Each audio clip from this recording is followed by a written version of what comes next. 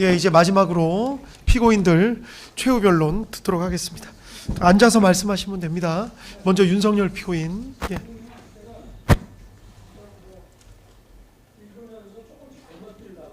예, 알겠습니다. 예.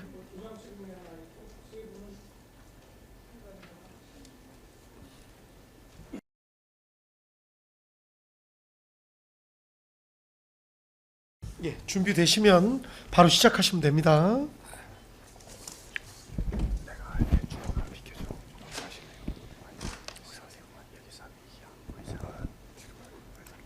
존경하는 재판장님, 그리고 재판부 판사님, 1년 가까운 긴 시간 공정하고 현명한 소송 지휘로 충실한 심리를 해주셔서 깊이 감사드립니다. 불과 몇 시간의 계엄, 아마 근현대사에서 가장 짧은 계엄일 텐데 이것을 내란으로 몰아서 국내 모든 수사기관들이 달려들어 수사를 했고 또 초대형 특검까지 만들어서 수사를 했습니다. 임무에 충실했던 수많은 공직자들이 마구제비로 입건되고 또 구속도 되고 또 무리한 기소도 남발됐습니다. 현대 문명 국가에 이런 역사가 있었나 싶습니다. 숙청과 탄압으로 상징되는 광란의 칼춤 속에서도 법과 원칙에 따라 중심을 잡고 재판을 이끌어 주신 재판부의 노고에 경의를 표합니다. 어느 방송인은 방송으로 전국에 전 세계에 시작한다고 알리고 2-3시간 만에 국회가 그만두는 내란을 보셨습니까? 총알 없는 빈총 들고 하는 내란 보셨습니까? 라고 말했습니다. 이 말이 지난 1년간 이 나라를 휩쓴 광풍의 허상을 상징적으로 보여준다고 생각합니다. 이 사건 공소장은 객관적 사실과 기본적인 법 상식에 맞지 않는 망상과 소설입니다. 저도 과거 26년간 수사와 공판을 담당했지만 이렇게 지휘 체계도 없이 중구난방으로 여러 기관들이 미친 듯이 달려들어 수사하는 것은 처음 봅니다. 지휘 체계도 없고 무조건 내란이라는 목표로 수사가 아닌 조작과 왜곡을 해왔습니다. 우리나라를 오래전부터 지배해온 어둠의 세력들과 국회에서 절대 다수 의석을 가지고 있는 민주당의 호루라기에 맹목적으로 달려들어 물어뜯는 이리떼들의 모습이라는 생각이 듭니다. 이런 이리떼들의 내란물이 먹이가 된 바로 그 비상계엄령을 저는 2024년 12월 3일 밤 10시 30분경에 선포하였습니다. 반국가 세력, 체제 전복 세력, 외부 주권 침탈 세력과 연계하여 거대 야당 민주당이 거짓 선동으로 여론을 조작하고 국민과 정부 사이를 이간질하며 반헌법적인 국회 독재를 벌이고 헌정을 붕괴시키고 국정을 마비시켜 나라가 망국의 위기에 처하도록 했습니다.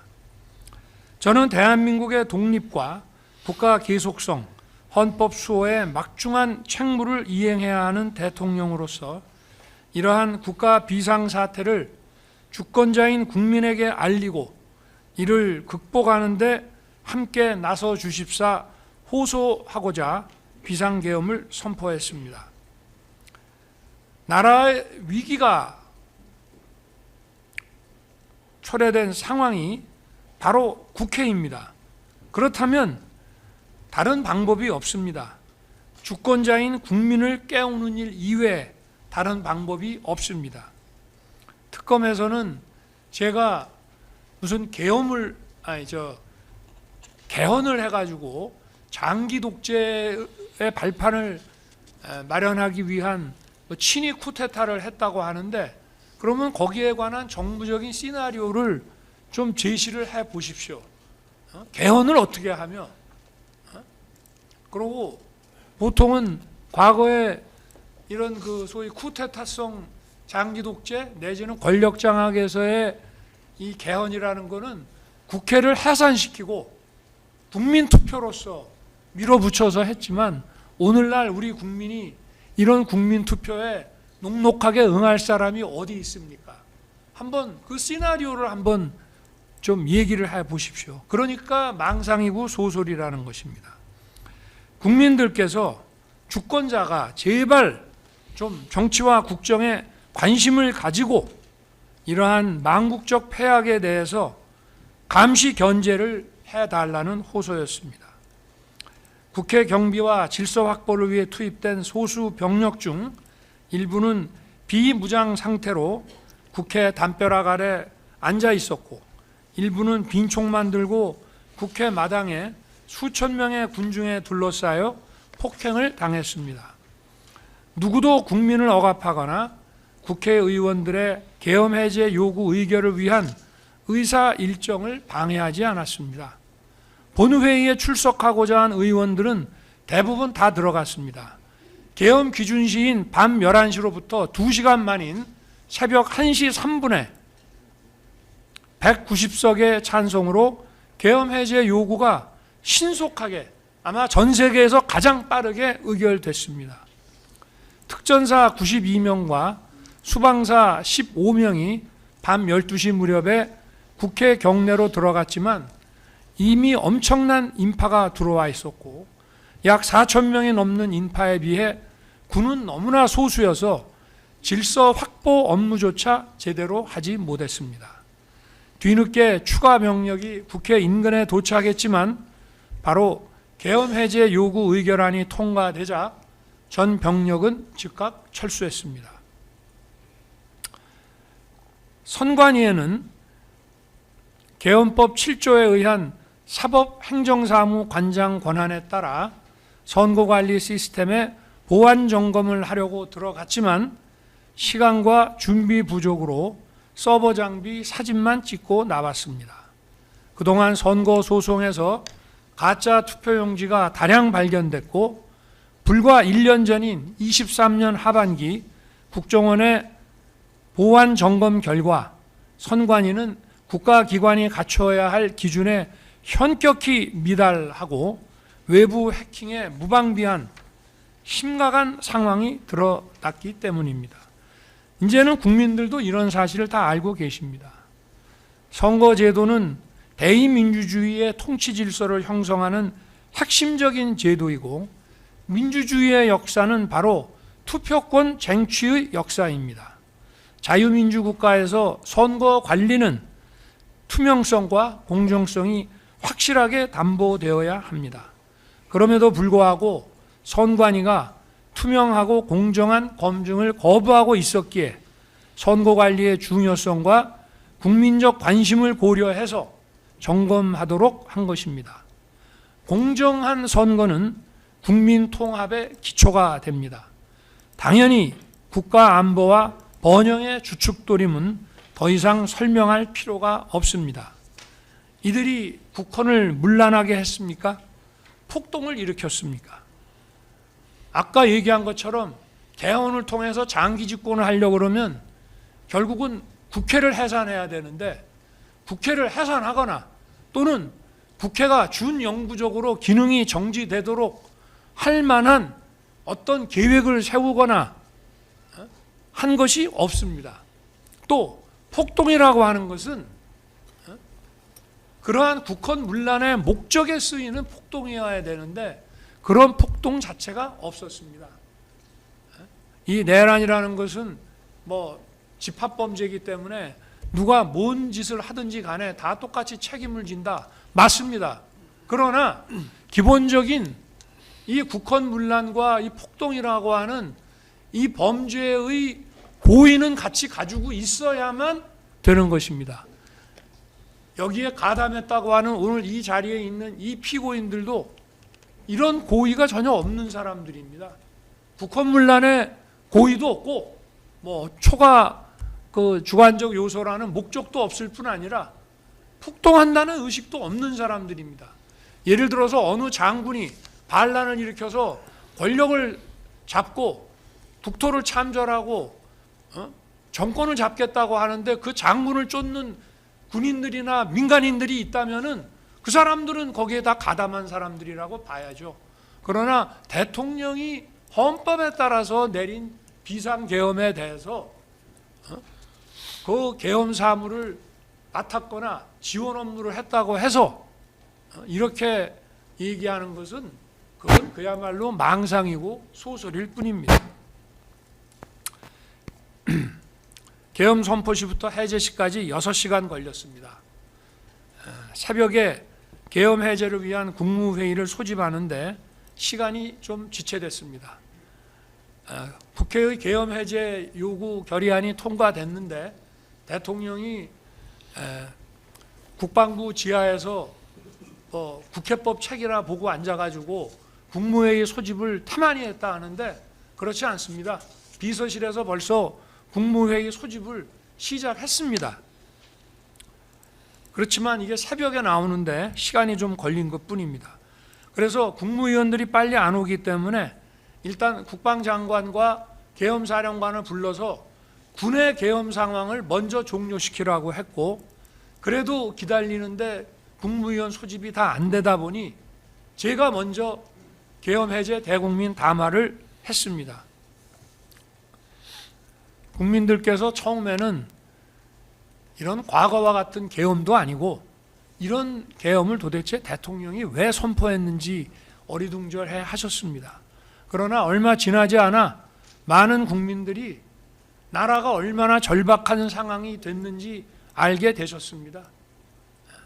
이게 특검에서는 장기 독재를 위한 장기 독재요, 임기를 제대로 마무리하는 일도 지금 숨이 가쁜데 장기 독재를 뭘 어떻게 한단 말입니까?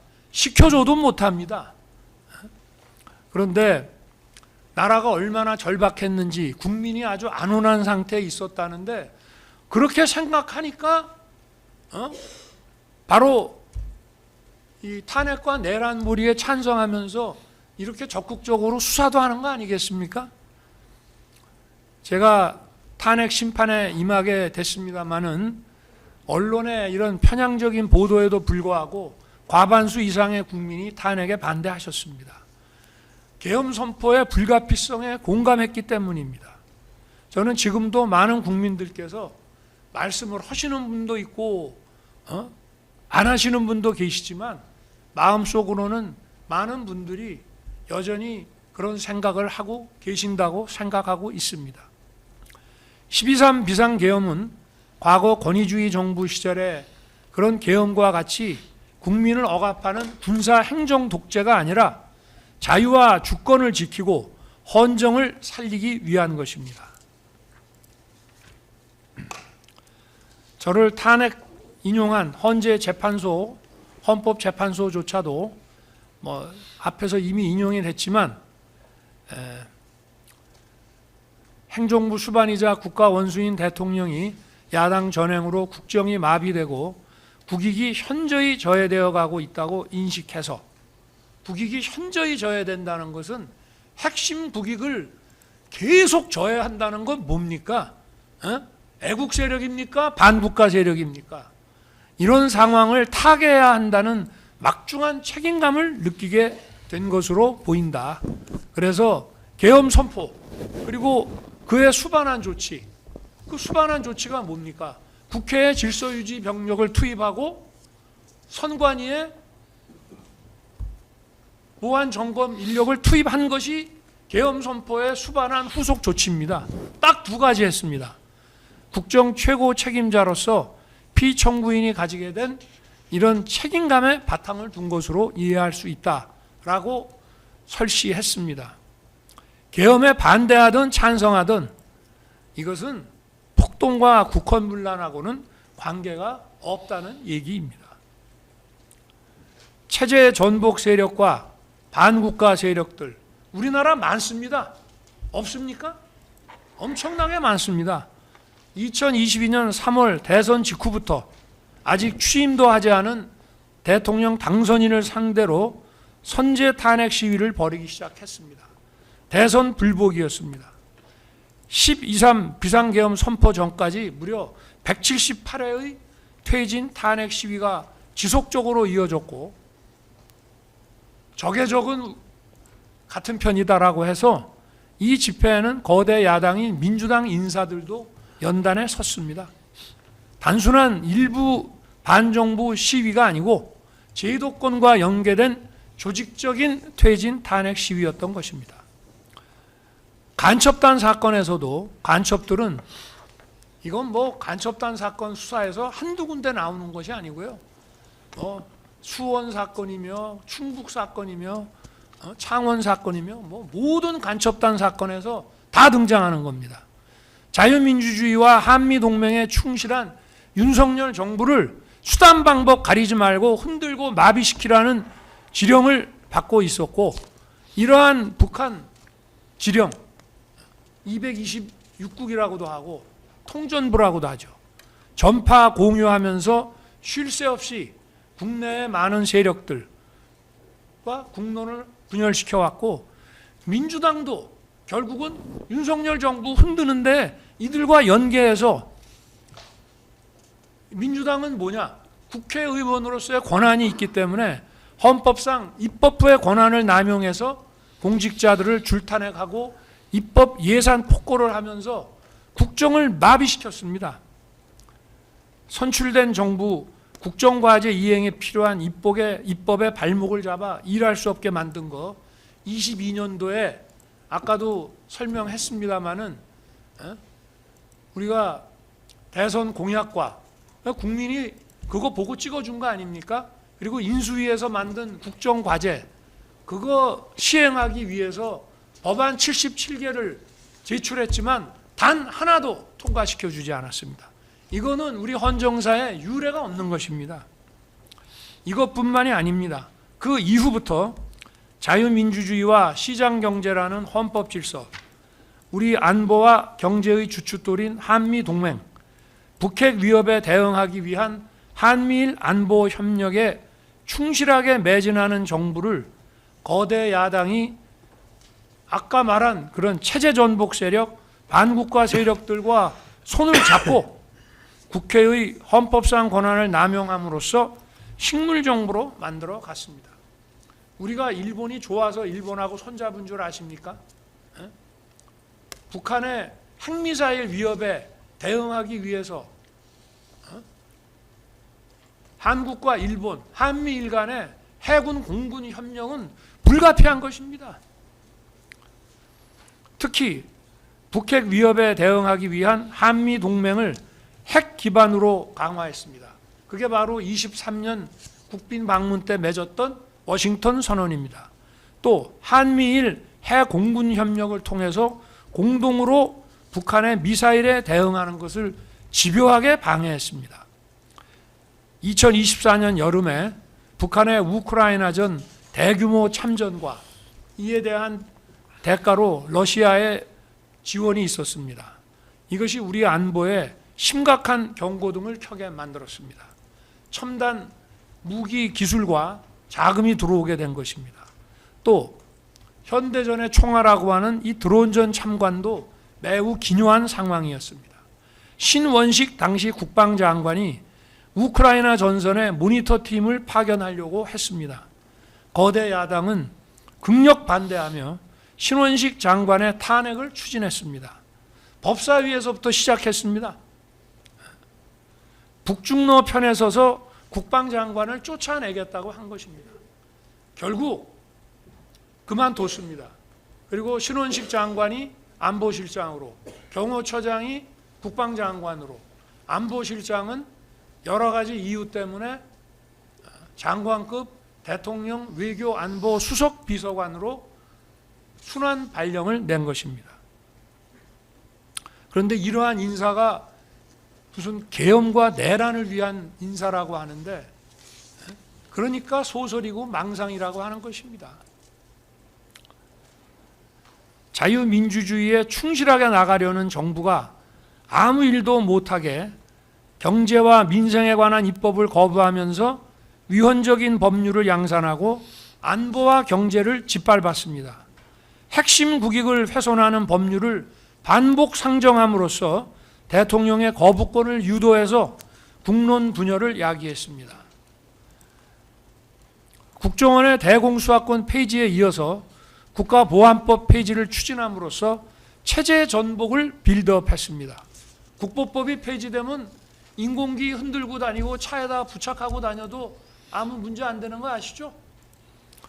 국가기밀과 첨단 산업 기술이 중국으로 줄줄이 유출되는 심각한 현실에서 간첩죄 개정도 반대했습니다. 중국의 반간첩법에 대한 최소한의 상호주의 대응도 못하게 했습니다.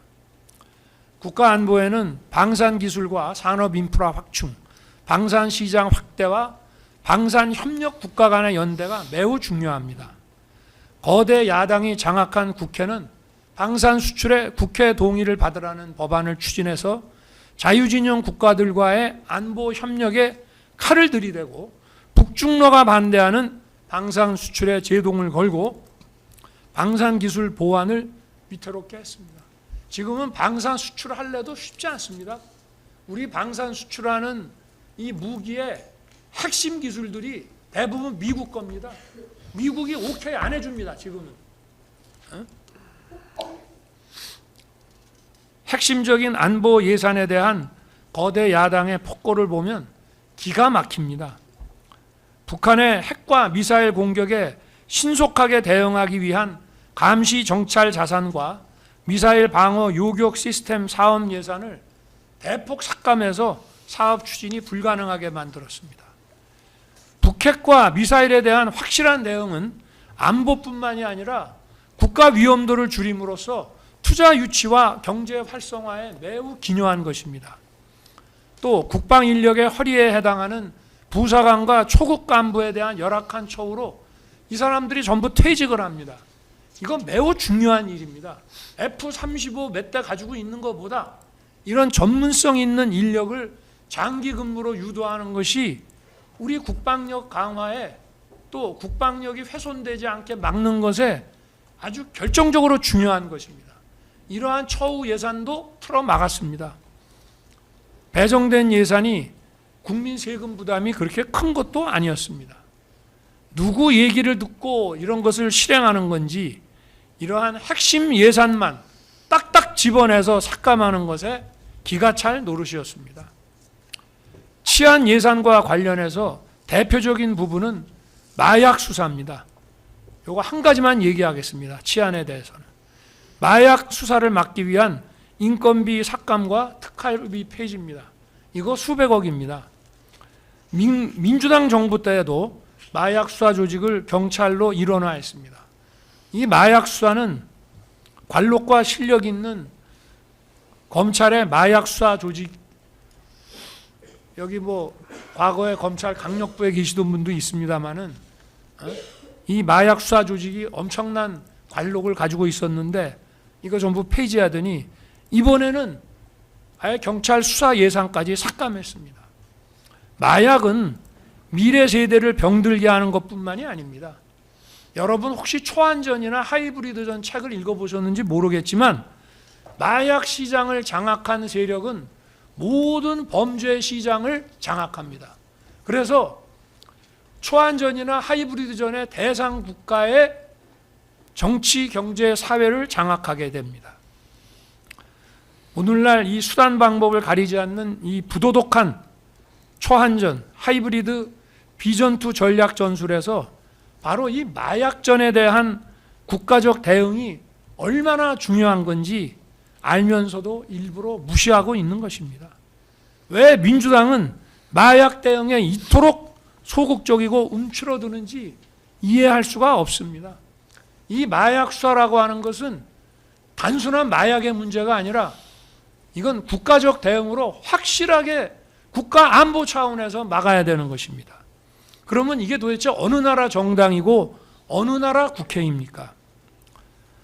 검찰 수사권과 수사활동비 폐지와 아울러서 부패와 금융 사기 사건을 전문성이 부족한 기관에 몽땅 넘기고 반대 세력과 정적을 탄압하기 위해서는 초대형 특검을 만들어서 천문학적인 혈세를 쏟아붓고 토끼몰이식 수사와 소설로서 여론 선동에 열중하고 있습니다. 우리 정부 당시에 공직자 줄 탄핵은 22건이 발의돼서 일부는 사퇴하고 일부는 소추돼서 직무정지가 됐습니다. 탄핵 심판에는 보통 6개월에서 9개월, 길게는 1년 넘게 걸리는 경우도 있습니다. 후임자 사퇴를 해도 후임자 선정, 인사검증, 청문뿐만이 아니라 조직 장악하는데, 그 다음에 해당 기관 직원들도 새로운 업무 방침에 적응해야 되고 어마어마한 기회비용이 들고 행정이 마비됩니다. 검사들 탄핵도 많이 했죠.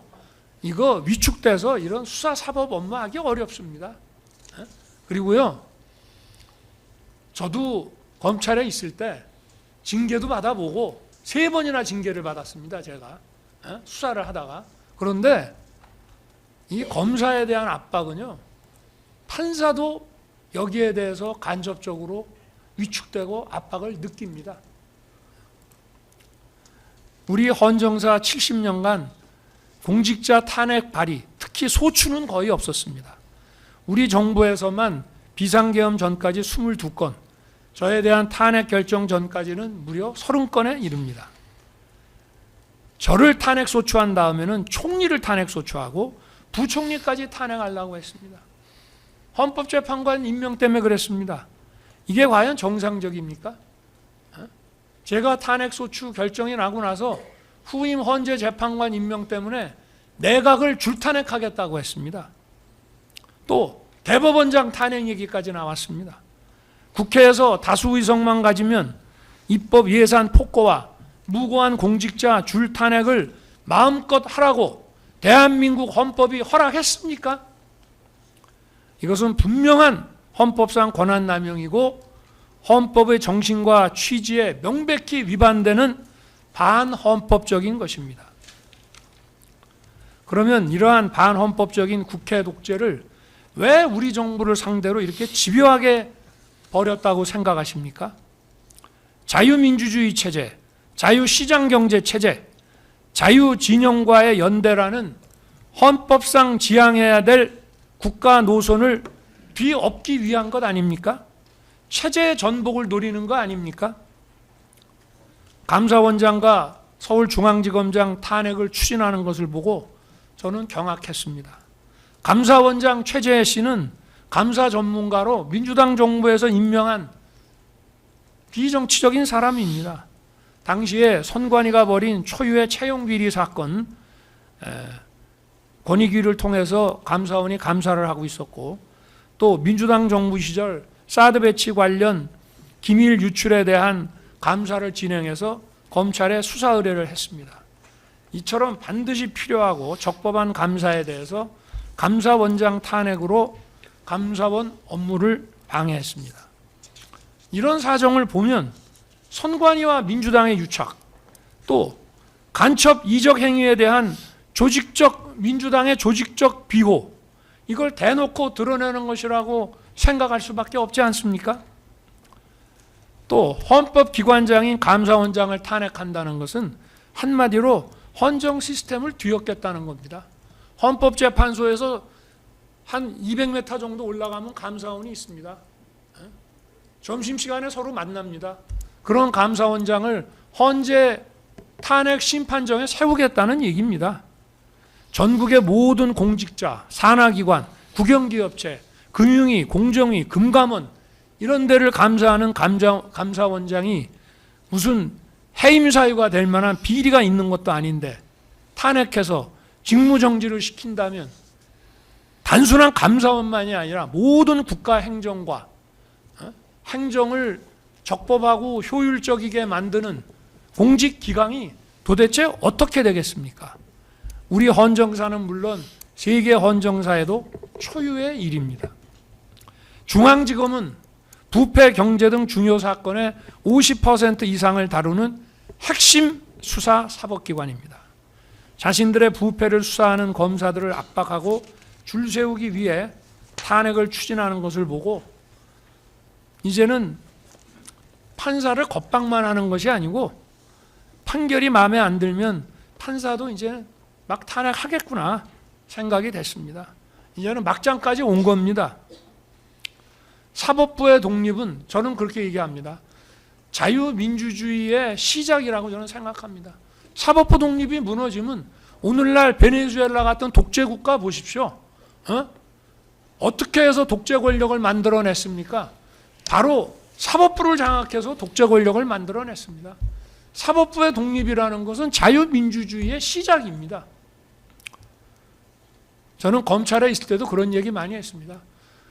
검찰의 중립성과 독립이 완벽히 보장된다면 자유민주주의의 완성이고 사법부의 독립은 자유민주주의의 시작이라고. 그런데 탄핵 소추권을 가지고 이런 칼춤을 추고 헌정을 무너뜨리겠다는 것입니다. 우리 대한민국 자유민주주의 헌법은 이런 국회, 이런 의회주의를 허용하고 있지 않습니다.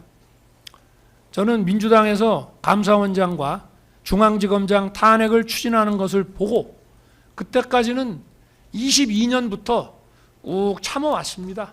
참아왔고 국회에 가서 모욕적인 대우를 받더라도 참고 가서 예산안 설명도 하고 대국회 연설도 하고 이렇게 했습니다. 들어오지 않는 경우도 많았습니다.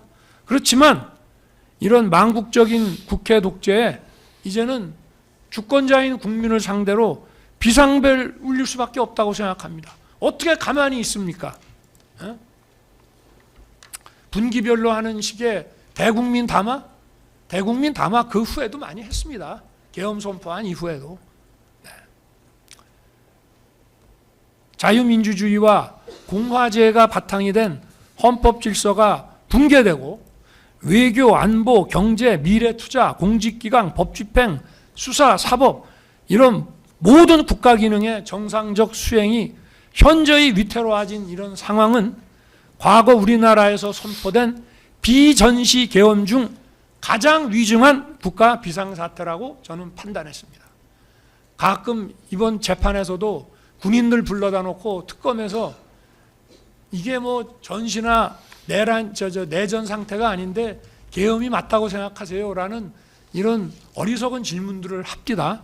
근데 우리나라 역사상 계엄은 전시보다 비전시 계엄이 훨씬 많았습니다. 다만 국가 비상사태를 초래한 원인이 바로 국회였습니다. 거대 야당이 지배하는 바로 이 국회였기 때문에 이런 대의제의 폐악과 독재를 주권자인 국민에게 알리고 호소하고 깨우는 것 이외에는 할 수 있는 다른 방법이 없습니다. 개헌을 해가지고 장기 독재를 한다고요? 그거 정말 좀 미리 알려주시지 그랬습니까? 어떻게 하는지 좀 배워보게. 저는 그런 생각 해본 적도 없고 우리나라 국민들이 그런 거에 넘어갈 사람도 아니고 우리나라 군이나 경찰이나 그런 거에 휘둘릴 사람도 없습니다.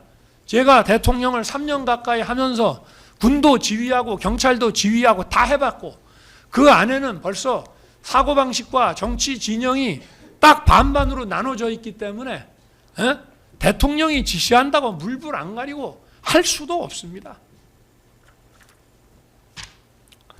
저는 24년 11월 말경에 김용현 국방장관을 한남동 대통령 관저로 오게 했습니다.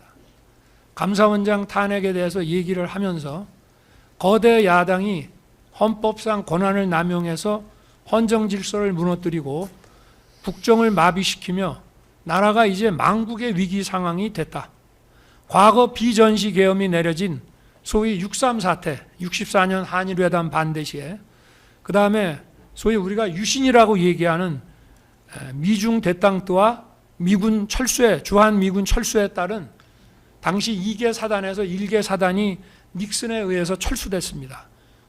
그래서 72년 10.17 특별선언, 그 다음에 79년 10월 26일 박정희 대통령의 급서와 같은 상황보다 지금의 이 상황이 더 심각한 위기 상황이 됐음을 이야기했습니다. 단순히 야당이 정쟁에 의해서만 한 것 같으면은 그냥 참죠. 내가 능력이 부족해서 그런 모양이다. 그런데 반국가 세력, 체제 전복 세력들하고 같이 손을 잡고 빌드업을 해 나가지 않습니까? 이게 아무리 싸우더라도 국경 바깥에서는 서로 손을 잡아야 된다고 합니다. 아무리 정쟁을 해도 핵심 국익에 대해서는 같이 가야 되는데 핵심 국익까지 반국가 세력들하고 한편이 돼서 윤석열 정부 흔드는 데는 우리도 이해관계가 같다. 그리고 실제 또 얼마나 침투해 있는지도 알 수도 없습니다. 뭐 야당을 다 반국가 세력으로 보느냐? 그거는 저도 모릅니다. 증거가 없어서. 그러나 해온 행동을 보면 그들과 손잡고 연계하고 힘을 합친 것 한두 번이 아니다 이 말입니다.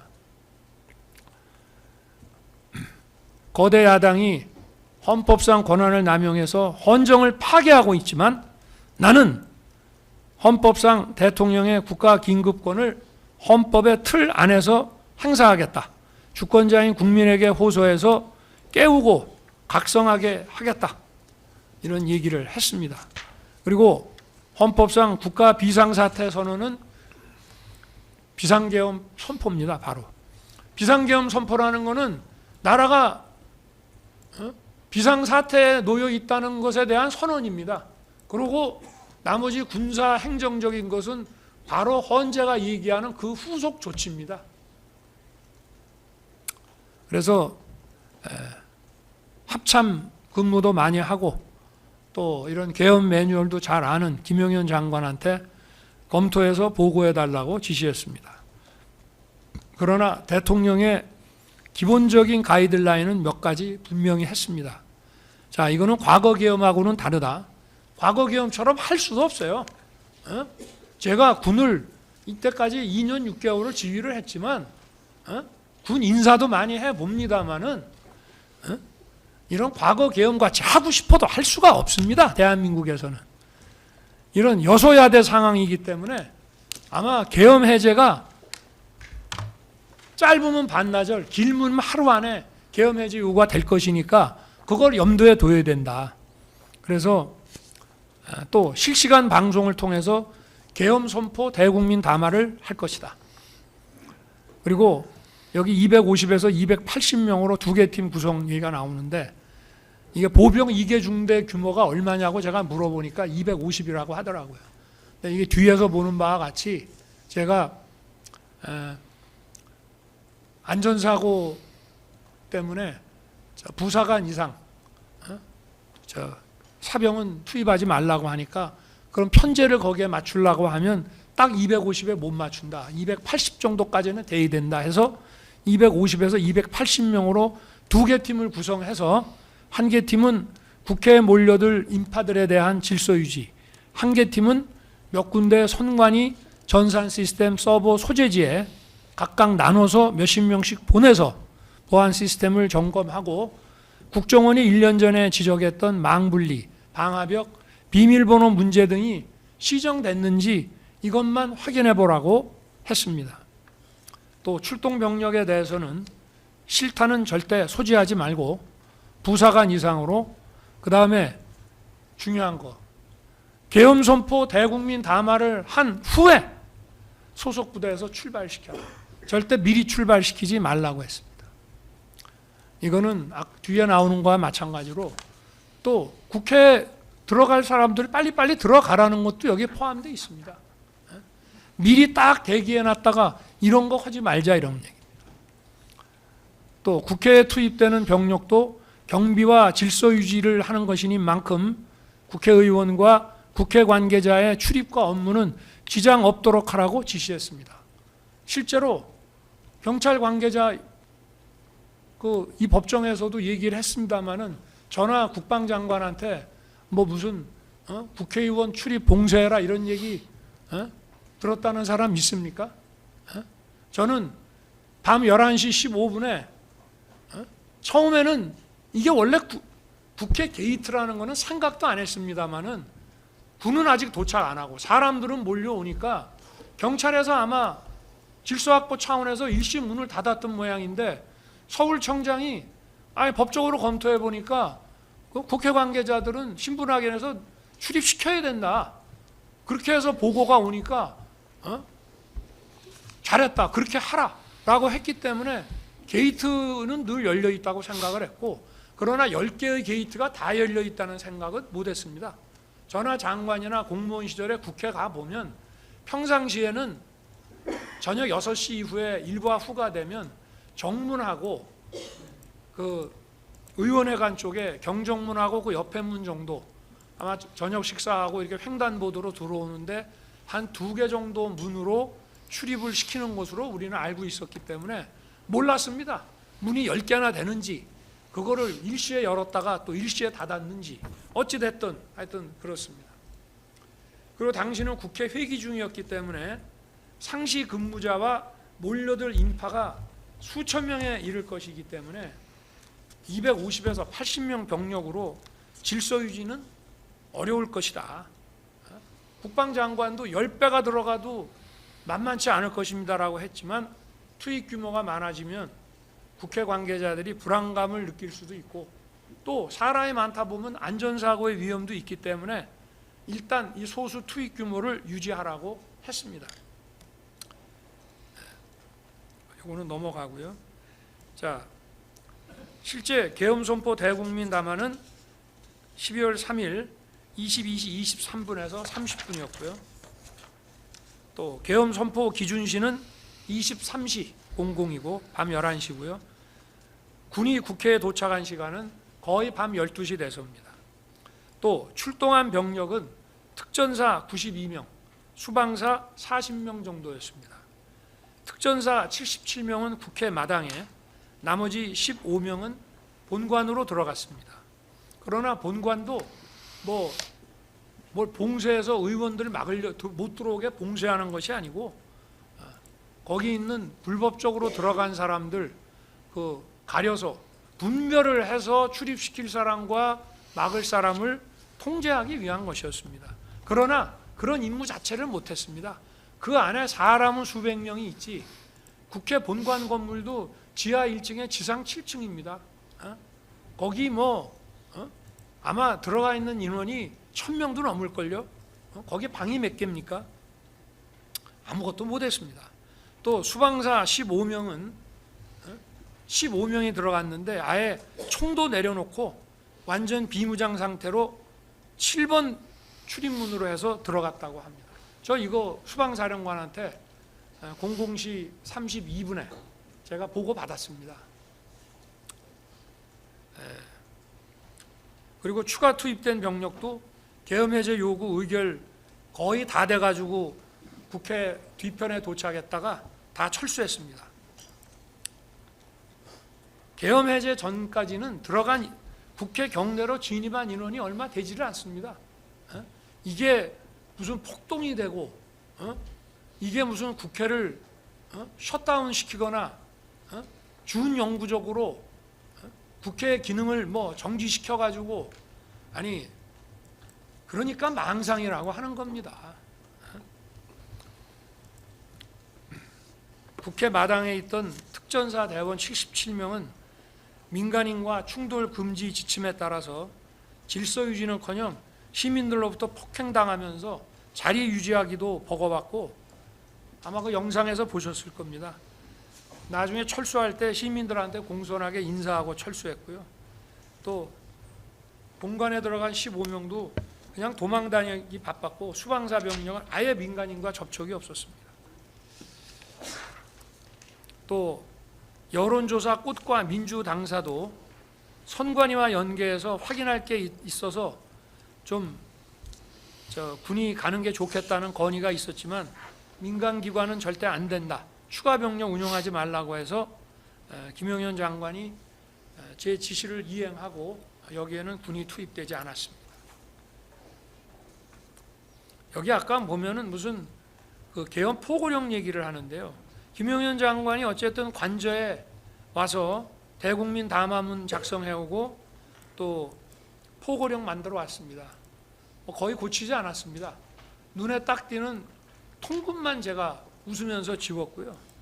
이것도 보려고 그러면 시간이 많이 걸리는데 저도 사실 주말에 저 공주 민생 토론회와 또 계엄 선포날 있었던 키르기스탄 대통령 공식 방한 때문에 읽고 숙독해야 될 서류들이 너무 많았습니다. 그리고 포고령이라는 거는 상위법에 위반되면 그냥 그 자체가 효력이 없어요. 그리고 저는 계엄 포고령이 반나절이나 하루면은 바로 계엄이 해제될 것으로 당연히 생각을 하고 있었기 때문에 이거 시행될 리도 없는 거라고 생각을 했고, 나중에 경찰에서 그 게이트 차단하는데 이거를 참조했다고 하는데, 참 이게 아무리 그래도 포고령이라는 거는 국회 계엄 해제를 의결할 수 있는 국회의원에 관해서는 포고령에서 뭐라고 정해도 그거 다 무효입니다. 그런데 하여튼 그런 참 웃지 못할 일이 있기는 했습니다만은, 사실 국민의힘의 90명은 아예 안 들어갔고요. 210명 중에 190명이 순식간에 들어가서 2시간도 안 돼서 들어간 시간으로 따져보면 2시간도 안 돼서 계엄 해제 190명이 표결했습니다. 또 국무회의는 주례 국무회의처럼 하게 되면 어차피 알려지게 되고, 알려지면 혼란이 야기되면 또 병력 투입을 더 해야 될 수가 있기 때문에 병력 투입을 또 더 할 수도 없습니다. 그래서 나중에 그 특전사가 국회 경내에서 시달리는 거 보고 좀 더 투입을 하라고 했습니다마는 벌써 투입됐을 때 국회 후문 쪽에 왔는데 이미 계엄이 해제돼 가지고 다 돌아갔습니다. 그래서 병력 투입 최소화를 유지하기 위해서 이렇게 이제 했고요. 그리고 국무총리, 외교, 국방, 통일, 행안, 법무, 그리고 대통령 이렇게 하면 기본적으로 이게 7명입니다. 여기에다가 최소 4명 더하면 정족수가 되는데 우리가 좀 더 불렀습니다. 그런데 2분은 조금 늦게 도착을 해서 시간이 좀 걸리는 바람에 못했고, 이게 사전에 국무회의 안 하려고 한 거 아니냐, 이것도 또 소설이에요. 왜냐, 국무회의를 하려고 했으니까 안보실장, 비서실장, 국정원장까지 부르지 않았습니까? 이 사람들 다 국무회의에 배석하는 사람이에요. 그리고 국정원장은 이게 계엄 관련 국무회의니까 국정원장 오라고 그런 겁니다. 미국에 있는 줄 알았더니 여기 있더라고요. 그래서 이제 왔었고, 아까도 그 사진에 보면 이쪽만 나오니까 국무위원만 보이지만 긴 사진을 보면 거기에 더 많은 사람이 앉아 있는 것을 볼 수가 있습니다. 거기 끝에는 경호처장도 앉아 있고요. 조태영 국정원장하고 다 있습니다. 거기. 그리고 원래 더 빨리 부르려고 했는데 총리하고 외교부 장관이 좀 하도 반대도 하고 저하고 좀 논쟁을 하고 하다 보니까 전화 거는 게 조금 늦어져서 시간이 좀 걸린 것 뿐입니다. 그리고 이 비상계엄 선포와 같은 국가 긴급권은 대통령이 독점적이고 배타적으로 행사하는 헌법상 권한입니다. 그래서 실체적, 절차적 그 요건 구비 여부에 대한 판단 역시 대통령에게 전속하는 것입니다. 그리고 국회의 계엄 해제 요구라는 정치적, 사후적 통제만 받습니다. 자, 이게 요건에 완벽하게 맞아. 그런데 국회가 부당하게 또는 위법하게 계엄을 해제하라고 하면 해제해야 됩니다. 이게 국가 상황이 계엄을 선포하지 않으면 안 되는 상황인데 국회가 그래도 해제하라고 위법부당하게 의결을 하면 해야 되는 겁니다. 마찬가지로 대통령의 계엄 선포도 정말 이것이 처음부터 국헌문란과 내란을 획책한 거 아니면은 계엄 선포 자체는 유효한 것이고, 그리고 그 유효함을 전제로 국회는 계엄 해제 요구를 하는 것입니다. 물론 계엄 선포 이후에 유혈 사태가 발생해서 개별 행위들에 대해서 그 상당성과 책임 문제를 논하는 것은 변론입니다. 그 내란무리 세력들은 제가 국회 본회의장에서 의원들을 끌어내라고 했다거나 정치인을 체포하라고 했다는 그런 선동을 해 왔습니다마는 정말 하늘이 도와서 이 경호처 비화폰 통화 내역이 드러나면서 이 법정에서 모든 게 다 허위 조작인 게 다 드러났습니다. 저하고 통화를 몇 번 했다. 통화한 시간, 시각 정확하게 나왔습니다. 뭐 수방사 어느 참모가 들었다는 얘기, 아니 수방사령관하고 통화한 것이 25초, 29초, 16초, 25초입니다. 그게 다입니다. 그런데 법정에 와서 증언하는 거 보면은 앞뒤가 안 맞는 얘기를 합니다. 그러니까 이 통화 시각과 시간을 보면은 정확하게 알 수 있습니다. 여기 지금 이 자리에도 와 계시고 뭐 아까 대통령의 뭐 내가 상피고인에서 뭐라고 얘기하고 싶지는 않습니다만은 대통령의 뭐 위법한 지시를 거부했다 하는데 위법한 지시를 한 적도 없고 할 수도 없었습니다. 왜냐? 제가 전화한 시간은 경찰에서 국회의원들을 자유롭게 신원 확인하고 통과시켜주는 그 시간에만 제가 전화한 거고요. 그리고는 1시간 10분 후에 표결 들어가고 전화를 했기 때문에 월담 의원을 잡아라, 체포해라, 뭐 국회의원을 체포해라 그런 얘기를 한다는 자체가 미친 사람 아니고선 할 수가 없는 거죠. 그리고 경찰이나 군이요, 나하고 뭐 내가 옛날 무슨 하나회도 아니고 내가 뭘 믿고 물론 내가 임명한 뭐 장관급, 차관급 공무원이라고 하지만 내가 뭘 믿고 택도 아닌 것을 부탁을 하겠으며 체포하면 그 다음 어떻게 할 겁니까? 자, 저는 김용현 장관이 그 사령관들한테도 계엄 선포를 알려주질 못했습니다. 왜 그렇게 했느냐? 제가 12월 2일 월요일 날로 예정된 감사원장 탄핵 발의가 무산되면 계엄 선포도 없는 것으로 하자고 했기 때문에 그렇습니다. 중앙지검장이 탄핵되면 그걸 할 수 없다. 그러나 민주당이 감사원장 탄핵은 대단히 자기들도 부담스러울 것이다. 감사원장 탄핵만 안 하면 그냥 계엄 선포는 없었던 것으로 하자. 왜냐? 준비할 게 없었거든요. 김용현 장관하고 저 사이에 그 선포문 그리고 자기가 그 계엄 매뉴얼에서 본 옛날 그 포고령 그리고 뭐 국무회의 절차가 필요하다는 거 그게 다예요. 그러니까 저하고 관저에 와서 얘기했지만 1시간 이상 대화한 적이 없어요. 실제로 아무 준비한 게 없는데 내 마음 바뀌면 안 하면 되는 것이고 그래서 저 감사원장 탄핵 발의 안 하면 하지 말자 했습니다. 그리고 감사원장 탄핵 발의를 월요일 날 하면 화요일 날 선포한다. 많은 사람들이 그런 얘기를 합니다. 왜 주말에 하던가 국회 회기 끝나면 하지 그랬냐. 아니 할 거면 당당하게 해야죠. 나도 헌법상 권한에 기해서 계엄 선포하면 국회가 계엄 해제 하려면 하라 이겁니다. 그리고 국회가 계엄 해제를 해줘야지. 안 하면 더 할 게 없는데 어떻게 할 거예요? 제가 군사재판 증언을 하러 갔더니 그 판사 한 분이 묻습니다. 국회가 계엄 해제 안 하려면 계엄 해제 할 생각이 있었냐? 네, 이렇게 답변했습니다. 그 생각할 여유도 없었다.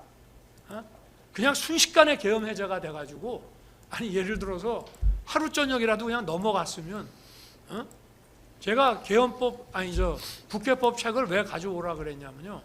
방송을 보니까 우원식 국회의장은 아니 그래도 절차를 좀 밟읍시다. 원래는 이게 법사위도 한번 갔다가 올라오고 뭐 이래야 되는데 그냥 막바로 표결을 하자 이렇게 되니까 국회의장은 절차를 밟자 그러고 그냥 합시다 이래가지고 순식간에 계엄 해제가 됐어요. 그래서 제가 계엄 해제 선포를 하려 그러면은 국회의 그 해제 요구가 다소 절차 미비는 있지만 수용하겠다고 말을 해야 될지 아니면 그런 거 없이 그냥 해야 될지 그거를 좀 보려고 국방부에서 국회법을 가져오라 했더니 국방부에는 국회법이 없는지 그 책 찾아오는데 시간이 좀 걸립니다. 그래서 그냥 사무실에 가서 민정수석한테 얘기를 했더니 민정수석이 금방 검토를 해갖고 와서 절차의 하자는 있습니다만은 그런 얘기 하지 말고 그냥 수용하는 거로 하시죠. 그래서 그러면 담화문을 직접 써라. 그렇게 해서 이제 하게 된 것입니다. 네, 네네.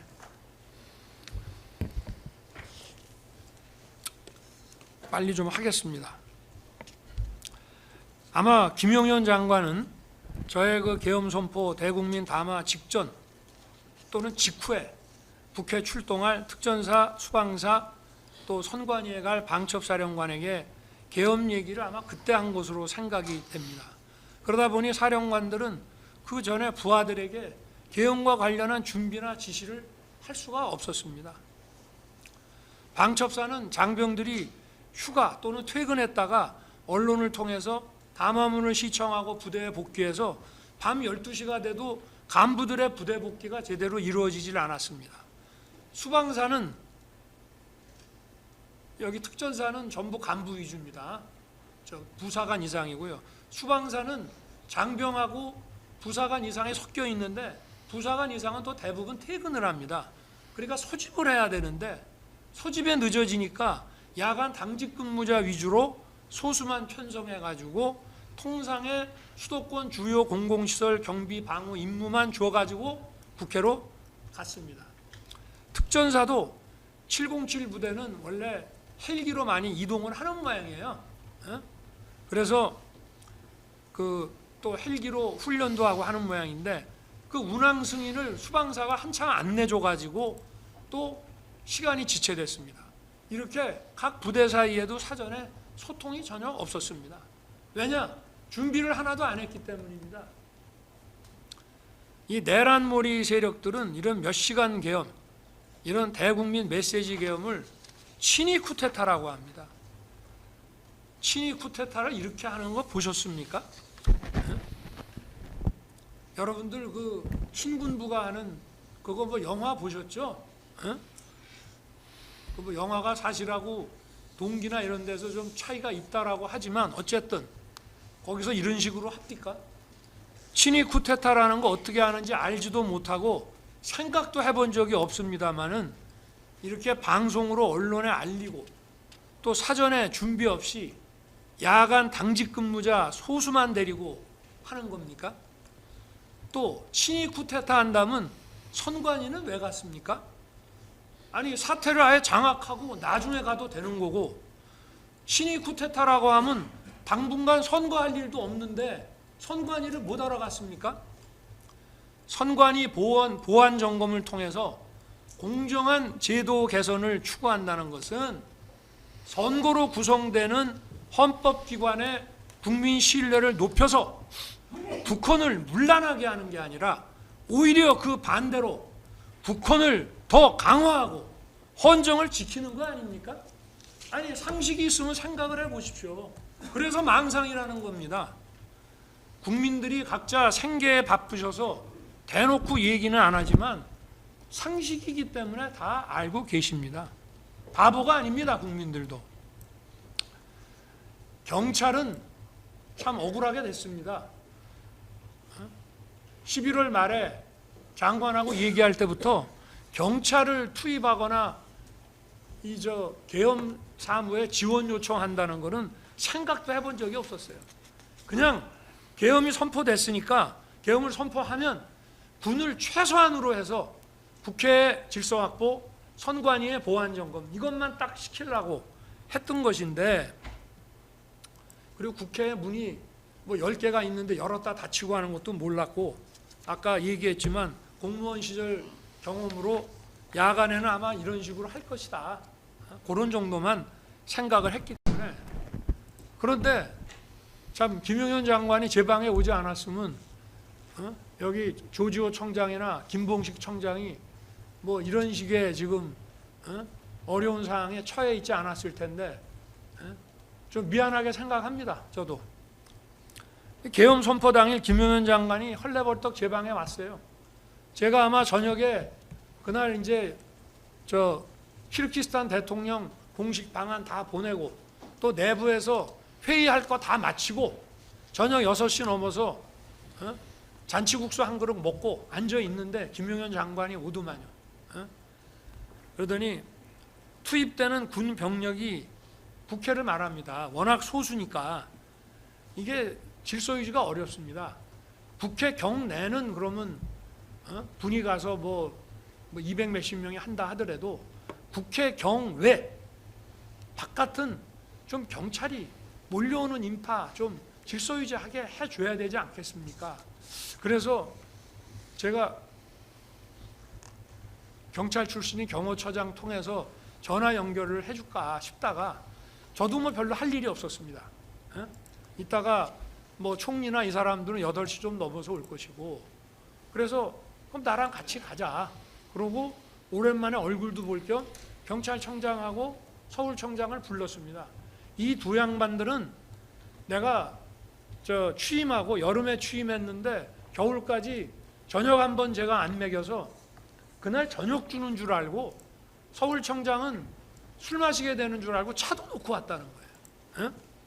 그렇게 가볍게 온 겁니다. 와서 아까도 10분 안 걸렸다는데 정말 용산에서 출발해서 이 두 사람들을 만나고 다시 돌아가기까지가 다 해서 1시간도 안 걸렸으니까 만난 시간이 한 10분 정도 되는 것 같습니다. 그래서 무슨 뭐 자세한 얘기할 겨를도 없었고요. 그냥 국회 바깥에 좀 처음에는 이따 상황이 생길지 모른다 하다가 나중에 이제 그래도 계엄 얘기를 좀 해주는 게 좋겠다고 해서 뭐 내가 얘기했는지 장관이 얘기했는지 모르지만 하여튼 계엄 얘기가 그 자리에서 나왔고 그러나 상황이 생길지 모른다 했으니 계엄이 선포될지 안 될지 이 두 사람은 모르고 그날 간 거예요. 그러니까 바깥에 있다가 좀 나중에 되면 그때 가서 좀 국회 담 가까이 좀 와가지고 질서 유지를 좀 해달라. 그리고 이 사람들 보고 당신들이 국회 게이트를 열어라 닫아라 이런 얘기 한 적이 없어요. 국회 문을 닫을 생각도 못했고 만약에 한다면은 군이 도착해서 국회 경내 질서 확보를 할 군이 만약에 필요하면 그 경정문하고 뭐 이런 것들을 좀 출입 그 통제를 하지 않을까 정도만 생각을 했습니다. 근데 확실히 경찰은 상례적으로 질서 유지라는 치안 이런 걸 하다 보니까 이제 제가 밤 11시 15분에 서울 경찰청장한테 전화를 해서 그 상황이 어떠냐 하니까 이렇게 얘기하더만요. 저는 나이가 먹어도 기억력이 아주 좋습니다. 그래서 제가 귀하폰 통화 내용 나오기 전에도 아마 우리 변호인들도 내가 누구하고 언제쯤 전화했다고 하는 그 시간 이런 게 비화폰 통화 내용 나온 거하고 횟수나 이런 게 되게 일치하는 걸 많이 보셨을 거예요.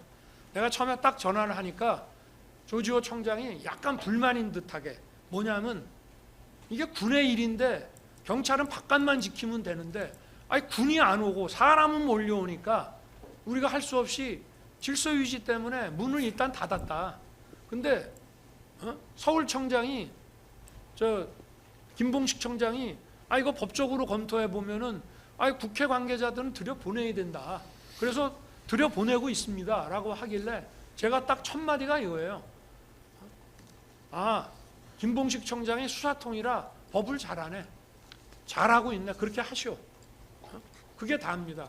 그래서 저는 끝날 때까지 그렇게 계속 간 줄 알고 있었고 또 저는 경찰청장한테 34분까지 그 15분부터 34분까지 5번 전화했어요. 그때는 다 들어갈 때입니다. 국회 관계자들.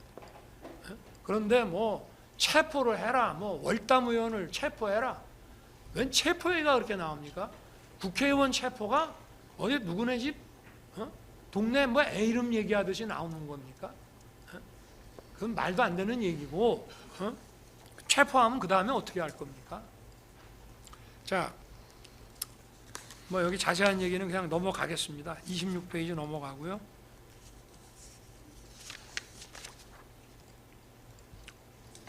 네, 28페이지도 넘어가겠습니다. 이 법정에서 이미 다 신문을 했기 때문에요.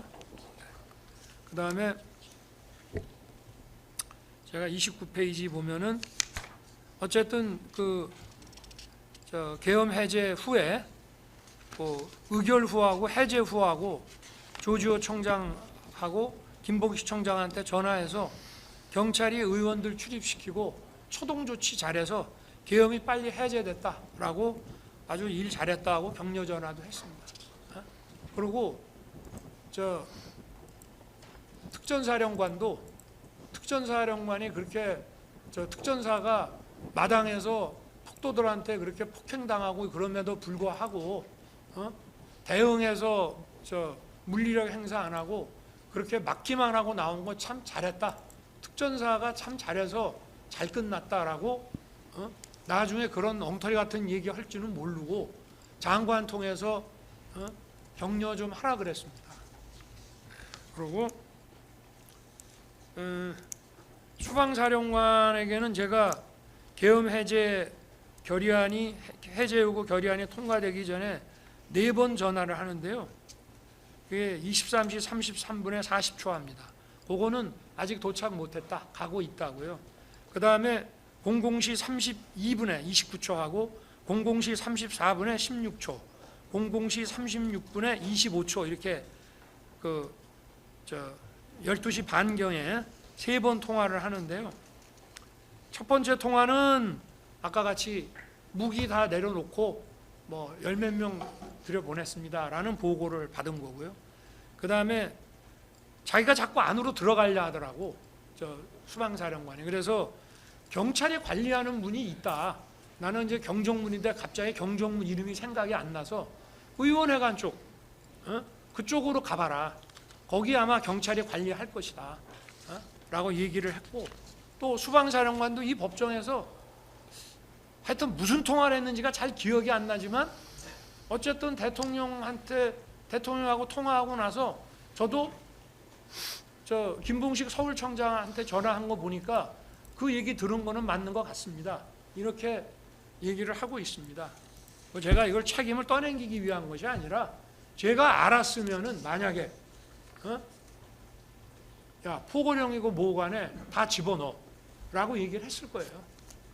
물론 210명 중에 190명이 들어갔으니 특별히 못 들어간 사람 빼놓고 대부분은 다 갔다고 봐야 되지만 어쨌든, 그리고 이 법정에서도 수방사령관이 자기가 12시쯤 도착해서 보니까 막 담 넘는 사람들도 경찰이 이렇게 뒤에서 엉덩이 받쳐갖고 넘겨주더라는 겁니다. 자, 수방사령관도 이 법정에서 이런 얘기 했습니다. 당시에 언론에서 가짜 뉴스들이 막 쏟아지고 이 사람은 이렇게 증언했네, 저 사람은 저렇게 증언했네 막 들이대니까 기억이 안 나는 얘기도 막 하게 되는 것 같더라. 그런 얘기도 하고요. 또 사람들은 헌재의 탄핵 인용의 결정적인 증거가 곽종근, 홍장원의 증언, 또 한덕수 총리의 증언, 이런 것을 들고 있습니다. 그런데 헌재 탄핵 심판에서 비화폰 통화 내역과 CCTV 영상이 제시됐다면은 참과 거짓의 증언들이 좀 명쾌하게 분별이 될 수 있지 않았겠나, 그런 생각이 많이 아쉽습니다. 물론 헌법재판소법에도 탄핵 절차법에도 형사재판과 같이 증거 능력 있는 증거에 의해서 탄핵 재판하도록 되어 있습니다. 그런데 그렇게 안 했어요. 헌재의 논리는 탄핵은 일종의 행정 징계 절차이기 때문에 그 법 안 지켜도 된다는 겁니다. 나는 그게 무슨 논리인지 모르겠어요. 법에 엄연히, 헌법재판소법에 엄연히 있는데 이 법은 안 지켜도 되는 훈시조항이라고 얘기하는 것이 어찌됐든 하여튼 단심이니까. 그런데 다른 공무원도 아니고 전체 국민이 직접 선출한 약 1,800만 표를 얻어서 된 최고의 민주적 정당성을 가진 대통령을 그런 식으로 재판에서 탄핵했다는 것은 참 안타까운 일입니다. 그렇게 생각을 해보니까 왜 계엄 해제를 했는데 바로 그날부터 이런 내란몰이 수사가 이루어졌나 하고 생각을 해보니까 이게 탄핵 심판에서 이런 증거들을 박근혜 대통령 때처럼 이런 증거들을 막 던져서 끌어내리기 위한 게 아니었나 하는 생각이 나중에 시간이 가고 나서 듭니다. 저는 계엄 해제 요구 국회 의결이 있자마자 하여튼 뭐 아까 같이 군을 철수시키고 국무위원 소집을 기다리다가 계엄사령관하고 장관을 불러서 군 계엄 상황을 종료시키라고 했고, 그래서 김용현 장관이 즉시 화상으로 전군 주요 지휘관 회의를 엽니다. 원래 이것도 국무회의 심의를 하고 대통령의 공식적인 계엄 해제 선언이 있어야 군이 계엄 상황을 종료시키는 전군 지휘관 회의를 하는 겁니다. 그러나 먼저 하라 그랬습니다. 그래서 아마 2시에서 3시 사이에 한 거로 알고 있습니다. 추경호 의원도 그런 얘기를 합니다마는 계엄 선포 후에 제가 추경호 국민의힘 원내대표한테 미안하다고 전화했습니다. 야당 상대하느라고 정말 고생 많이 했는데 보안 때문에 미리 알려주지 못해서 미안하다. 의원들은 걱정할 거 없다. 곧 끝난다. 그리고 추경호 의원도 대통령이 자기에게 전화해서 국회가 절차 밟아서 해제 요구 의결하면 즉시 해제한다라고 제가 했다고 증언했습니다. 공소장에도 비슷한 얘기가 기재되어 있는 것으로 압니다. 저는 계엄 선포 전날인 2012년 2월에 공주 민생토론회와 산성시장 방문, 12월 3일 키르기스탄 대통령 공식 방한 행사를 모두 소화했습니다. 이 민생토론회는요, 한 2시간 이상 대통령이 직접 상대해야 되는 거기 때문에 이거 공부 많이 안 해가지고 자료 숙도 안 하고 가면 아주 생방송되면서 망신 떨기 딱 좋은 행사입니다. 거기다가 외국 대통령의 공식 방한은요, 그냥 비즈니스 런치가 아니고 국빈 방문하고 우리가 비용을 다 대주거나 또는 무슨 이런 거 몇 가지만 빼면은 똑같습니다. 소인수 회담부터 뭐 하는 게 똑같아요. 그래서 여기에 대해서도 준비해야 될 게 많은데 이거를 제가 토요일, 일요일, 주말에 이거를 전부 소화를 하면서 시간을 보냈고요. 그러다 보니 김용현 장관이 가지고 온 거 꼼꼼하게 못 본 과오도 있습니다. 네, 다 했어요 이제. 네네. 그리고 이런 공주 민생 토론회와 키르기스탄 대통령 공식 방한 행사장에서 제 모습 언론에 나온 걸 보신 분들은 제가 어떤 긴장감이나 초조함 없이 자연스럽게 이런 것들을 소화했다는 것을 보여주고 있습니다. 키르기스탄 대통령이 2시에서 3시경에 갔는데 또 남아있는 내부 회의도 다 했습니다. 친위 쿠데타를 기획했다면은 이런 행사들을 연기했거나 아니면 계엄 선포일을 다른 날로 잡았을 것입니다. 더욱이 국회 회기 중이고 평일이어서 즉시 국회 본회의가 열릴 수 있다는 점을 생각을 하면 본회의를 무력화시키거나 방해할 의도가 만약에 있었다면 왜 이날 하겠습니까? 바보 아닌 이상이야.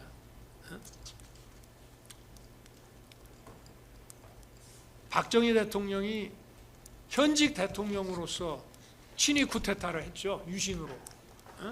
그런데 친위 쿠데타 유신을 하기 위해서 그 무슨 화랑 사업인가 뭔가 하는 비밀 계획을 만들어 놓고 중앙정보부, 법무부 뭐 이렇게 해가지고 상당히 장기간 이 보안을 유지하면서 이걸 준비를 했습니다.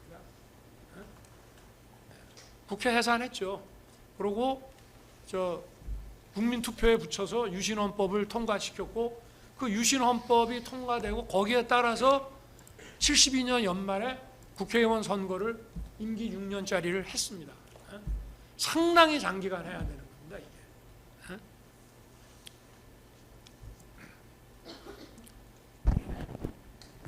방첩사령관은 아시다시피 12월 1일부터 계엄 선포 전날인 12월 2일까지 이틀간 휴가 갔습니다. 이거 뭐 위장 휴가입니까? 아닙니다. 부대원들 역시 퇴근했다가 뉴스 보고 12시가 넘어 들어왔는데 이 법정에서 드러난 사실에 의하면 방첩사는 12월 3일이 내부 인사 발표가 있어서 회식과 음주가 많아서 술 안 먹은 사람 찾기가 어려웠다고 다들 증언하고 있습니다. 그래서 술 먹은 사람 들어오지 말라고 그랬다는 거예요. 또 수방사는 계엄 당일 저녁에 주요 간부 부부 동반 만찬이 있었습니다. 대부분 또 퇴근하다 보니까 소집에 시간이 걸렸고 당직 근무자 위주로 인원이 편성돼 있었던 거예요. 사전 준비를 하지 않았던 거죠. 저도 이런 메시지 계엄에 대해서 별로 준비할 것도 없고, 그리고 뭐 긴장할 이유도 없습니다. 이게 정치 지형을 송두리째 바꾸는 초법적인 조치가 아니라 이런 국정 마비와 헌정 붕괴의 위기 상황을 국민들께 알리고 주권자를 깨우기 위한 조치. 저는 이 국민을 깨우는 게 무지하게 중요하다고 봅니다.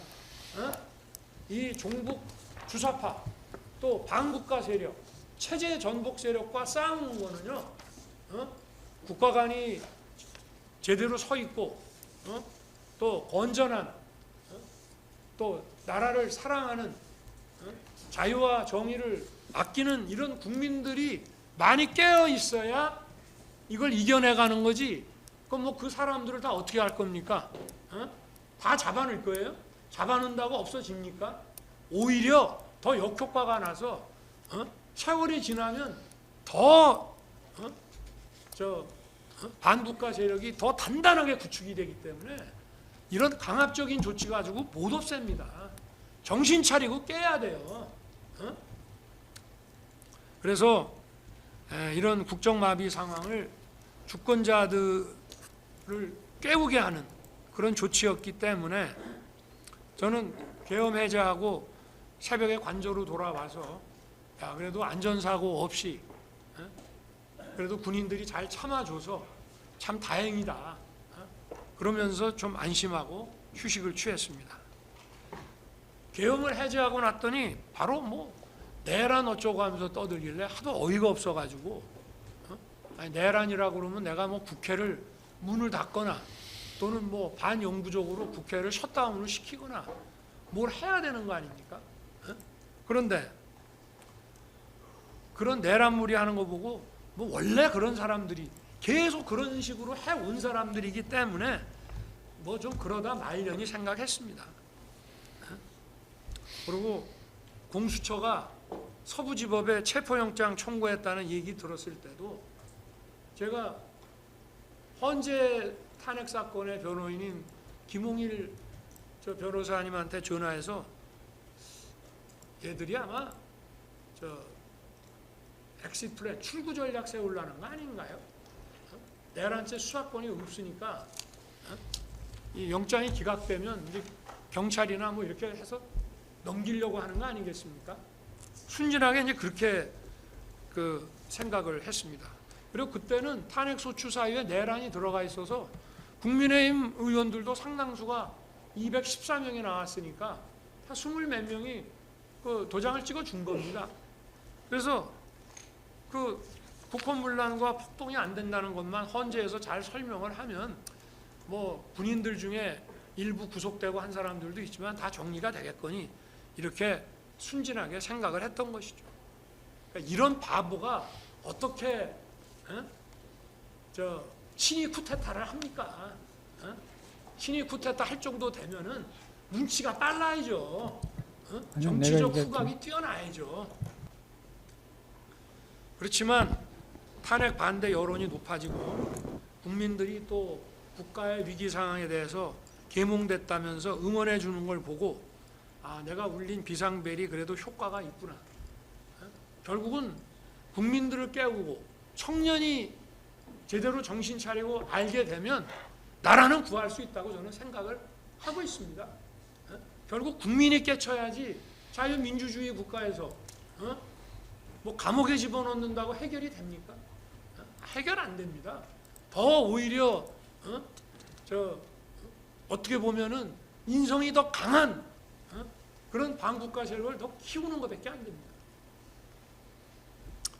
그래서 저는 26년간 검찰에서 많은 수사를 했지만 이런 뭐 정치적 음모 그리고 이런 치밀한 수사라는 이름으로 이런 내란몰이가 기획되고 진행되는 줄 꿈에도 생각을 못했습니다. 1월 3일에 공수처가 저를 체포한다고 관저에 봤을 때도 관저가 군사시설 보호구역이라 출입 수색이 안 된다는 거는 뭐 검사면 누구나 다 알 텐데 그냥 저렇게 쇼하다가 말겠거니 이렇게 생각을 했는데 또 뭐 집원도 수색영장에 하나밖에 없고 나머지 10개 집원이 영장에도 없다는 거예요. 뭐 영장의 입법 기재는 뭐 둘째를 치고 그러고 이제 돌아갔습니다. 그런데 1월 15일 날 수천 명의 경찰하고 저렇게 막 밀고 들어오는 거를 보고 유혈 사태를 막기 위해서 제가 체포에 응했는데 이게 내가 본 국가 위기보다 실체가 더 심각한 지경이구나 그런 생각을 하게 됐습니다. 정말 얼토당토하는 수사를 하고 수천 명의 경찰을 동원해서 대통령을 체포하겠다. 이거는 상당 기간 헌법기관인 대통령의 권능 행사를 저지시키는 겁니다. 어마어마한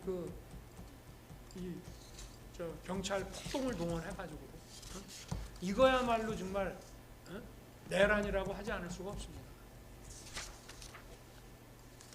참 이런 내란몰이 세력들이야말로 정권 획득이라는 걸 위해서는 뭐 헌정 붕괴고 뭐 국정 마비고 뭐 국익이고 뭐 이런 거 상관 안 하는 사람들이라고 하는 것을 더 확실하게 깨닫게 됐습니다.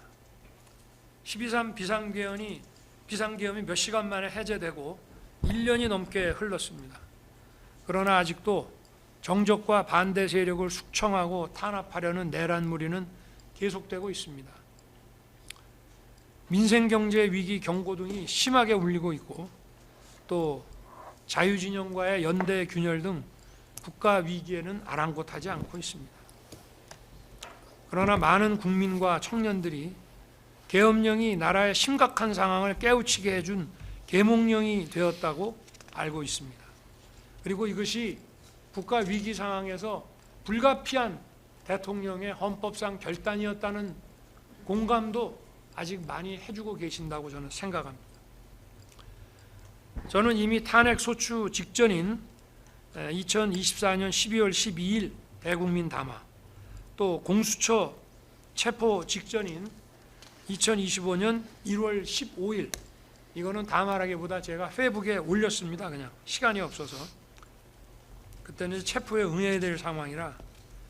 또 헌재 탄핵 심판에서 2025년 2월 25일 최종 의견 진술을 통해 3차례에 걸쳐서 12.3 비상계엄에 관한 제 입장을 일관되게 말씀드렸습니다. 그때나 지금이나 하나도 변한 거 없습니다. 다만 오늘 진술은 그 후 드러난 비화폰 통화 내역과 또 제가 법정에서 본 법정 증언 등을 통해서 확인된 실체를 더해서 말씀드리는 것입니다. 제가 국가 위기 상황이라고 진단하고 비상계엄을 선포하게 된 이유에 대해서 이미 증거로 제출한 이 3개의 담화문과 진술서를 자세히 숙고해 주시기 바랍니다. 여기에서도 어느 변호인이 보여주셨지만 계엄 선포 당일날 밤에 국회 마당에 모여든 그 인파들이 준비해온 계엄 반대, 계엄 해제 이 피켓을 보면은 거대 야당과 체제 전복 세력들이 헌정 붕괴와 국정 마비의 한계 상황까지 몰고 가면서 계엄 선포가 불가피한 상황으로 유도하고 탄핵과 내란몰이를 기획한 게 아닌가 하는 생각이 들기도 했습니다. 국가 위기 상황에서 뭐 메시지 계엄이 말도 안 된다고요? 그러면 국민 깨우는 거 말고 다른 할 게 뭐 있습니까? 그럼 그거 안 합니까? 주권자를 깨우는 비상계엄 선포에 따라서 그 임무를 수행한 군 관계자와 공직자들이 내란몰이에 희생돼서 고난의 시간을 겪고 있습니다. 아니, 이 사람들 대통령이 선포한 계엄에 따라서 일한 사람들입니다. 아무리 무슨 그 내란죄라는 거는 뭐 집합범죄라 뭐 어떤 한 사람이 한 것도 다 책임져야 된다 하더라도, 아니 기본적으로 국헌을 뒤집고 뭐 어디 국토를 잠탈하거나 참탈하거나 참절하거나 또는 헌법기관을 뒤엎어버려 갖고 해산시키고 하는 일에 내가 가담한다, 도와드린다, 어느 장군을 위해서 하는 뭐 그런 생각이 있어야 그 사람들한테 누가 한 거라도 다 똑같이 책임을 지우는 거지, 그런 거 없이 어떻게 하겠습니까? 근데 이 사람들 다 아무 죄가 없습니다. 또 나라를 진정 사랑하고 자유와 정의를 지키려는 많은 국민들과 청년들도 좌절과 고통의 시간을 보내고 있습니다. 안타까운 마음을 금할 수가 없습니다. 모두 제 부족함의 소치입니다. 제가 좀 더 똑똑했더라면 정말 이러지 않았을 텐데, 그런 생각이 많이 듭니다. 제가 너무 순진하지 않았나. 지금 제가 할 수 있는 일을 구치소 안에서 하나님한테 기도드리는 것밖에 없습니다. 고초를 겪고 있는 군 간부, 또 공직자분들, 여기 보니까 민간인도 2분 계시던데 이분들, 또 정직하고 선한 우리 국민들과 청년들 좌절하지 말게 해달라고 하루에도 몇 번씩 기도드리고 있습니다. 하나님의 은총과 축복이 함께 하실 것으로 생각합니다. 그리고 이 나라를 굳건히 지켜주실 것으로 믿습니다. 이 사건이 갖는 헌법적 함의와 대통령으로서 국가 위기 상황에서 헌정 붕괴와 국정 마비를 막으려 했던 엄중한 책임감에 대해서 살펴주시기를 부탁드립니다. 그것은 결코 국헌문란이 될 수 없습니다. 국회를 해산시키거나 국회의 문을 해산에 준하는 장기간의 기능 부전을 시키거나 또는 선관위를 없애거나 장기간 선관위를 어떻게 기능을 못하게 하거나 그럴 의도가 있었다는 거 전혀 없습니다. 아까 무슨 비상 입법기구 국방장관이 안을 만들었으니까 그게 국보위 아니냐? 여러분, 국보위도요 국회 해산하고 만든 겁니다. 국회 해산하고 개헌을 어떻게 할지가 서야 국보위를 어떻게 만들지가 나오는 것이고, 예산 문제는 그건 일도 아닙니다. 기재부 장관한테 줬다는 것은 기재부 일이라고 준 겁니다. 만약에 법률 전문가인 제가 봤으면 벌써 용어부터 이런 거 좀 잘 손을 봤겠죠. 그러니까 그런 거 가지고 국보위라고 얘기하려면 국보위 어떻게 했습니까? 국회 해산하고 했잖아요. 국회를 해산하려면 어떻게 해야 됩니까? 강력한 군권을 가지고 전국을 그야말로 장갑차와 탱크로 평정을 해야 됩니다. 그런 거 시도라도 했습니까? 그러니까 망상과 소설을 그만 쓰라, 이런 얘기를 하고 싶은 것이고요. 그 배희철 변호사가 충분히 설명을 했기 때문에 이 정도 하겠습니다.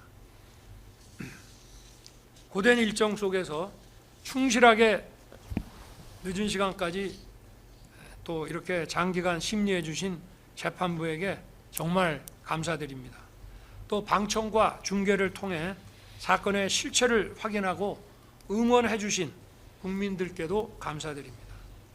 나라를 살리고 헌정을 지키기 위한 대통령의 헌법상 국가 긴급권 행사가 내란이 될 수가 없습니다. 재판부의 현명한 판단을 부탁드립니다. 감사합니다.